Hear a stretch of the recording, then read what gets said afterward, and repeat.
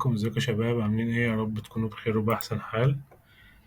طبعا كنا اتكلمنا في المحاضرة اللي فاتت عن الكونسبت اوف فاينانشال اكاونتنج.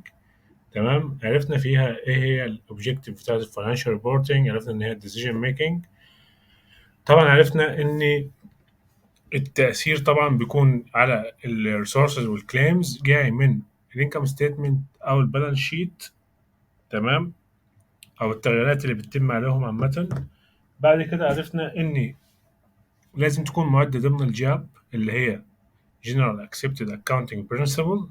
وبعد كده عرفنا ما هو الفرق ما بين ال Financial Accounting وال Managerial Accounting. عرفنا ال Managerial Accounting دي بتكون Planning و Control و Decision Making، بتكون إن هي الأكثر لل Internal Users، يعني الراجل المحاسب الإداري ده بيعمل التقارير لل Internal. على عكس ان في اكسترنال يوزرز بيكونوا بياخدوا الفاينانشال ستيتمنتس. تمام، اللي هي معدة طبعا ده تحت الجاب، والشهاده دي شهاده امريكيه فلازم تكون تحت الجاب. تمام. طيب عرفنا ايه هو الاكسترنال يوزر، قلنا هم برايمري يوزرز، هم الاساسيين. برايمري يوزرز دول اللي هم اصلا بيستخدموا القوائم عشان نشوف الفايده منها، يعني الفايده من ان انا ادخل الشركه دي ايه عندي. عرفت ان هم اكسترنال يوزر اللي هم انفستورز، ادفايزرز اند فاينانشال اناليست. عرفت كريديتورز، عرفت ريجولاتوريز، عرفت اكسشينجز، ستوك اكسشينجز. عرفت بعد كده ان الانترنال يوزرز هم المانجمنت او الامبلوي او البورد اوف دايركتور. عرفت بعد كده خصائص القوائم الماليه، قلنا ان هي لازم تكون النوتس بتاعتها او الديسكلوجرز هي جزء لا يتجزأ، انتجرال بارت.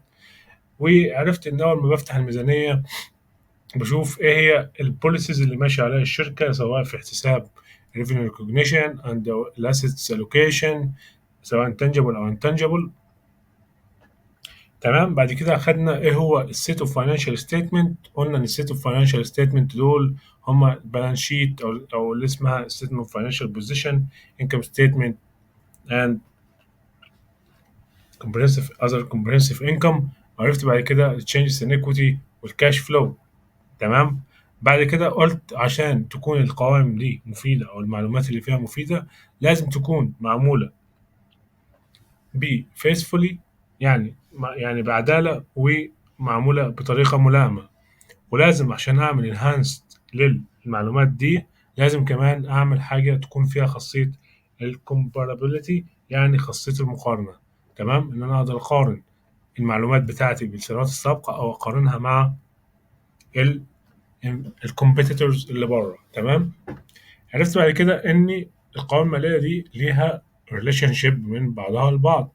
خدنا بعد كده قبليها قصدي خدنا حاجه اسمها الجوين كونسيرن. الجوين كونسيرن ده اللي هو بيقول لك ايه، ان انت مستمر في الانشطه بتاعتك ومش في نيتك ان انت توقف او تعمل ليكويديشن او ان انت تصفي الشركه. بعد كده اتكلمنا على حته اللي هي قلت عليها دلوقتي، اللي هي بتاعت ريليشن شيب بتاعت القوائم من بعضها.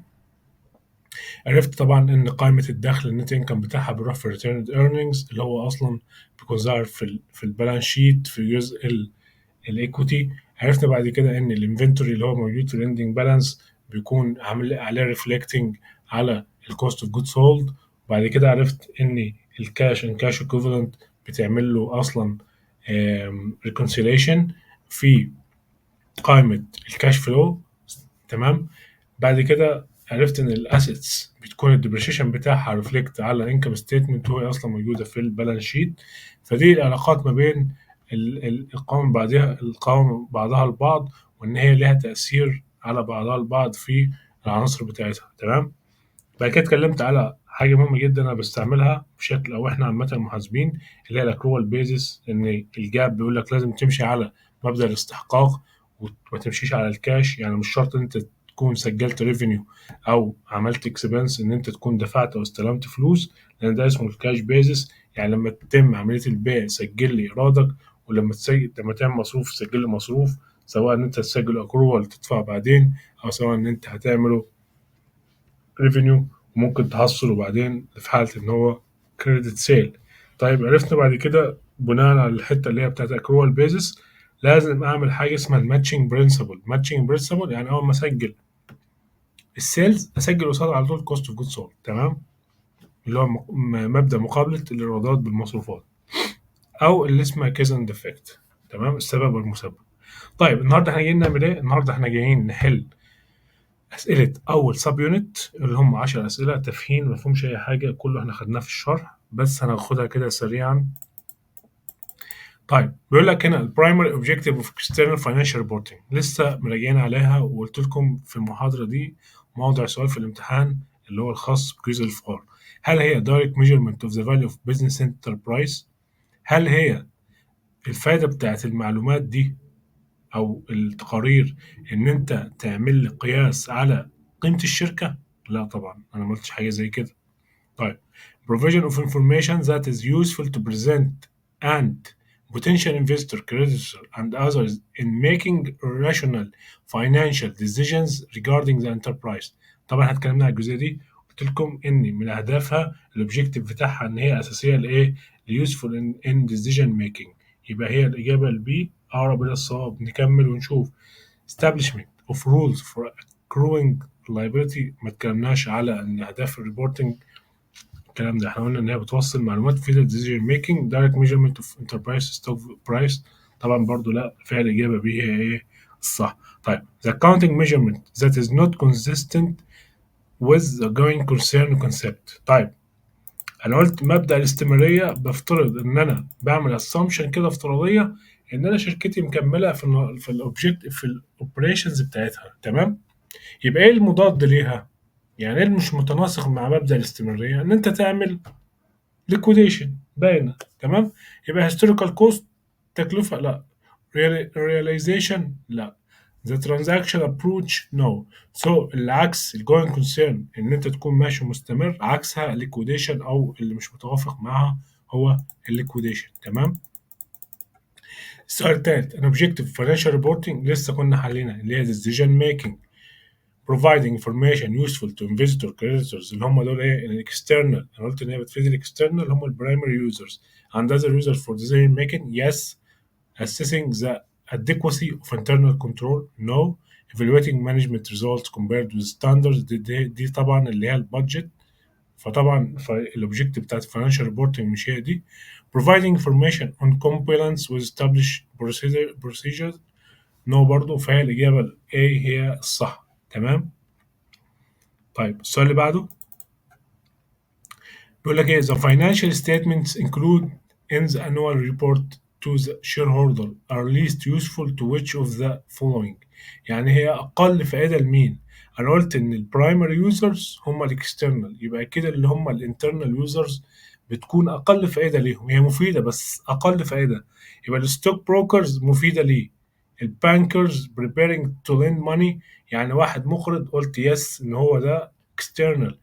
competing business yes external. فانا بقول لك اقل فايده لمين اللي هو المانجرز in charge of operating activities هو ال least useful for the financial statements، تمام. لان احنا قلنا ان البرايمري يوزرز هم الاكسترنال يوزرز. طيب which of the following is true؟ اي من التالي هو الصحيح، تمام، يبقى في اجابه صح. about the objective قلنا ان هي decision making، تمام. طيب خلينا نشوف financial reporting is ordinarily focused on industry rather than individual entities. The objective applies only in information that is useful for investment professionals. Financial reporting directly measurement management performance. The information provided related to entity economic resources and claims. طيب هو المرة دي ما جابليش حتة إن هي إيه useful in decision making، جاب لي بدلها الحتة اللي هي إيه بتوضح لك economic resources and claims. والمعلومات دي كانت مفيدة لأن أنت تشوف التأثير اللي حصل على الموارد والالتزامات اللي عندك كان جاي من فين؟ قلنا كان جاي من البالانس شيت لو تفتكروا أو من الانكم ستيتمنت. يبقى هو في الحتة دي مش الغرض منها ان هي ديسيجن ميكنج، او هي الاجابه صح برضه ديسيجن ميكنج، بس هو هنا مش جاب لك الغرض بتاع اللي هو الديسيجن ميكنج، قال لك بداله ايه اللي هي providing relates to the entity economic resources and claims، تمام، اللي هي المعلومات دي يعني. تمام. طيب which basic of accounting is most likely to provide the best assessment of an entity past and future ability to generate net cash inflows، تمام. كاش بيزس في اكاونتنج انا قلت مش بستعمل كاش بيزس، ده مش ضمن الجاب، modified cash basis of accounting الكاش المعدل اللي مش عارف ده احنا ما خدناهوش تمام. accrual basis يس احنا اتكلمنا ان هو بيتبع مبدأ الاستحقاق وبناء عليه بيعمل حاجه اسمها matching principle. tax basis of accounting no فهي اولى no ثانيه no third yes والفورث هتكون no طبعا تمام.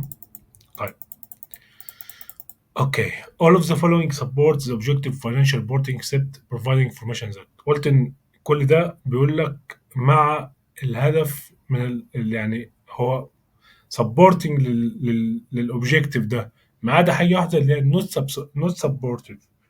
طيب is useful for making investment and credit decisions yes helps management evaluate alternative projects ان هي يعني بتقيم مشاريع مختلفه.